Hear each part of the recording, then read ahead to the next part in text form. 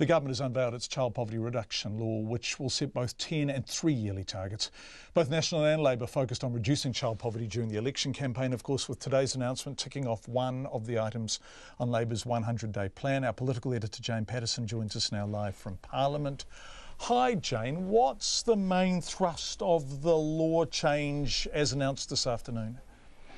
So the main point of it, John, is to provide an accountability regime basically for this government and also future governments in terms of those 3 and 10-year targets, and it sets a range of measures that would be set against, and that includes whether families are earning 50% of the median income at any given time, the impact of housing costs on that household within that range as well, but also material hardship, and this is an European Union standard, and it asks really specific questions like, can you afford a prescription, can you afford to go to the doctor, can you afford to heat your home? So a list of 17 there, and a new measure that's never been used before called persistent poverty. So that's basically looking at how long are families in poverty for, and how can the government best funnel help to them, and they find that often families with young children are in poverty for longer.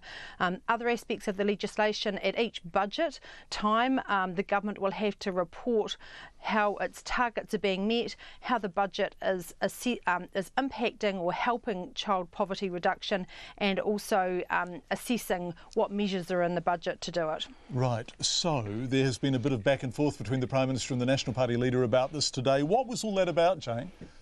So late last year, Jacinda Ardern reached out to Bill English after election promises, or at least promises when Labor became government, that they would really try for a bipartisan approach. They said it was such a massive issue. Bill English and the National Party, of course, have done a lot in this area as well, and that's partly why there was so much debate through the election campaign. Ms Ardern wrote to Mr English on the 13th of December with a summary of the key points of the bill. She asked him for feedback and for National Party support. It was kind of around Christmas time. Bill English wrote back, and it just sort of came to a bit of a halt really in terms of that communication. So Bill English came out today and he said that it had no chance to influence the shape of the bill. He's also very upset that the Labor government abolished the policy targets that National had established. He said that's so core to it. So a bit of back and forth there today between the PM and Mr English. Jacinda Ardern saying, look, it's really sad to hear Bill English talk about this. We reached out, it hasn't happened, so I don't know if National will come on board with this particular legislation, although that offer is still out there for National to contribute. Jane Patterson, our political editor, joining us live from her gallery office. Thanks so much, Jane.